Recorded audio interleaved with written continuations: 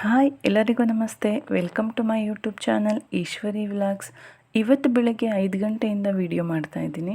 ಸೋಮವಾರ ಆಗಿರೋದ್ರಿಂದ ವಾರ ಮಾಡ್ತೀವಲ್ಲ, ಸ್ವಲ್ಪ ಬೇಗನೆ ಕೆಲಸ ಮುಗಿಸ್ಕೋಬೇಕು. ಇಲ್ಲಾಂದರೆ ಆಫೀಸ್ಗೆ ಟೈಮ್ ಆಗೋದೇ ಗೊತ್ತಾಗಲ್ಲ. ಹೊಸ್ತಿಲು ತೊಳೆದು ರಂಗೋಲಿ, ಅರಿಶಿನ, ಕುಂಕುಮ, ಹೂ ಇಟ್ಟು ನಾನು ಕಿಚನ್ಗೆ ಬಂದೆ. ಸರಿ, ಇವತ್ತು ಏನಾದರೂ ಬೇಗ ಆಗೋ ಥರ ತಿಂಡಿ ಮಾಡೋಣ ಅಂತ ಯೋಚನೆ ಮಾಡಿದೆ. ಸದ್ಯಕ್ಕೆ ರವೆ ಉಪ್ಪಿಟ್ಟು ನೆನಪಿಗೆ ಬಂತು. ಅದಕ್ಕೆ ಅದನ್ನೇ ಮಾಡೋಣ ಅಂತ ಉಪ್ಪಿಟ್ಟಿಗೆ ಎಲ್ಲ ತರಕಾರಿ ಎಲ್ಲ ಹೆಚ್ಚಿಟ್ಟು ಪ್ರಿಪೇರ್ ಮಾಡಿಕೊಂಡೆ. ವಿಡಿಯೋ ಮಾಡ್ಕೋಬೇಕು ಅಂತ ಪ್ರಿಪೇರ್ ಮಾಡಿಕೊಂಡು ಮಾಡ್ತಾಯಿದ್ದೆ. ಅದು ಸರಿಯಾಗಿ ಬಂದೇ ಇರಲಿಲ್ಲ. ಅದಕ್ಕೆ ನಾನು ಟಿಫನ್ ಪ್ರಿಪೇರ್ ಮಾಡಿರೋ ವಿಡಿಯೋ ಹಾಕಿಲ್ಲ.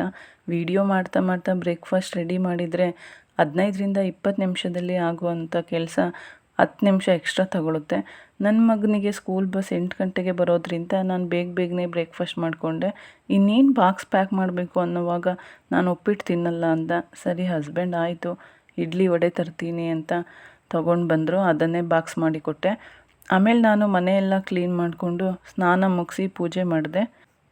ವಿಡಿಯೋ ಶೂಟ್ ಮಾಡ್ಕೊಳ್ಳೋದು ನಾವು ನೋಡೋ ಥರ ಅಷ್ಟು ಈಸಿ ಇರಲ್ಲ ಅಂತ ಗೊತ್ತಾಗ್ತಾ ಇದೆ. ಸಮ್ಟೈಮ್ಸ್ ಯಾರಾದರೂ ವಿಡಿಯೋ ಮಾಡೋರಿದ್ದರೆ ಈಸಿ ಆಗುತ್ತೆ, ಬಟ್ ನಮ್ಮ ಮನೆಯಲ್ಲಿ ಅದು ಸಾಧ್ಯ ಇಲ್ಲ. ನಿನ್ನೆ ಊರಿಂದ ಬರುವಾಗ ಬಾಳೆಗೊನೆ ಬಿಟ್ಟಿತ್ತು ತೋಟದಲ್ಲಿ, ಹಾಗೆ ತೊಗೊಂಡು ಬಂದಿದ್ವಿ. ಅದಿನ್ನೂ ಹಣ್ಣಾಗಿರಲಿಲ್ಲ.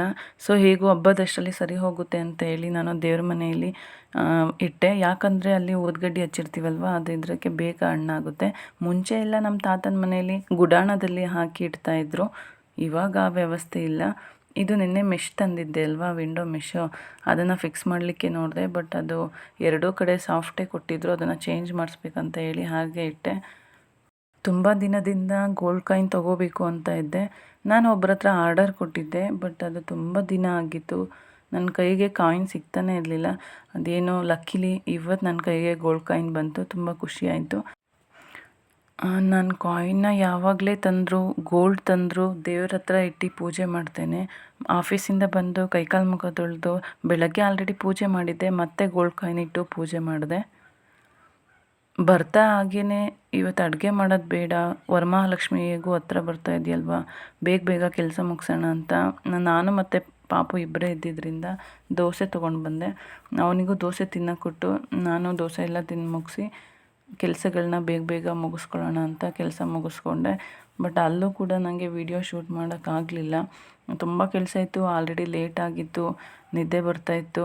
ಹಾಗಾಗಿ ಮಾರ್ನಿಂಗಿಂದ ಸ್ವಲ್ಪ ಆಫೀಸಲ್ಲೂ ವರ್ಕ್ ಸ್ಟ್ರೆಸ್ ಇತ್ತು. ಹಾಗೆಯೇ ಸ್ವಲ್ಪ ಶಾಪಿಂಗ್ ಮಾಡ್ಕೊಂಡು ಬಂದೆ. ಶಾಪಿಂಗ್ ಅಂದರೆ ಹೆಣ್ಮಕ್ಳಿಗೆ ಟೈಮ್ ಹೋಗೋದೇ ಗೊತ್ತಾಗಲ್ಲ. ನಾನು ಹೇಳೋದು 10 ನಿಮಿಷದಲ್ಲಿ ನಾನು ಸೀರೆ ಸೆಲೆಕ್ಟ್ ಮಾಡ್ತೀನಿ ಅಂತ ಹೇಳ್ತೀನಿ. ಆದರೆ ಸೀರೆಗಳನ್ನ ನೋಡ್ತಾ ಇದು ಚೆನ್ನಾಗಿದೆ, ಅದು ಚೆನ್ನಾಗಿದೆ, ಇದು ಬೇಡ, ಅದು ಬೇಕು, ಆ ಕಲರ್ ತೋರಿಸಿ, ಈ ಡಿಸೈನ್ ತೋರಿಸಿ, ಇದೇ ಥರ ನೋಡ್ತಾ 1 ಅವರ್ ಮೇಲಾಗಿರುತ್ತೆ. ಇವತ್ತು ಕೂಡ ಹಾಗೆ ಆಯಿತು. ಸೀರೆಗಳನ್ನ ನೋಡ್ತಾ ಟೈಮ್ ಹೋಗಿದ್ದೇ ಗೊತ್ತಾಗಲಿಲ್ಲ. ತುಂಬ ಕೆಲಸಗಳು ಬೇರೆ ಪೆಂಡಿಂಗ್ ಇತ್ತು. ಹಾಗಾಗಿ ಒಂದು ಸೀರೆ ನೋಡೋಕೆ ಹೋಗಿ ನಾನು 2 ಸೀರೆ ತೊಗೊಂಡಿದ್ದೀನಿ. ಒಂದು ಸೀರೆ ವರಮಹಾಲಕ್ಷ್ಮಿಗೆ ಉಡಿಸ್ತೀನಿ, ಇನ್ನೊಂದು ಸೀರೆ ಗೌರಿ ಹಬ್ಬಕ್ಕೆ ಹೇಗೂ ಮನೆ ಮಗಳಿಗೆ ಬಾಗ್ನ ಕೊಡಬೇಕಲ್ವ, ಅದಕ್ಕಾಗುತ್ತೆ ಅಂತೇಳಿ ಇವಾಗಲೇ ತೊಗೊಂಡು ಬಂದಿದ್ದೀನಿ. ಈ 2 ಸೀರೆಗಳಲ್ಲಿ ವರಮಹಾಲಕ್ಷ್ಮಿಗೆ ನಾನು ಯಾವ ಸೀರೆನ ಉಡಿಸಿದ್ರೆ ಚೆನ್ನಾಗಿರುತ್ತೆ ಅಂತ ನೀವು ಕಮೆಂಟ್ ಮಾಡಿ ತಿಳಿಸಿ.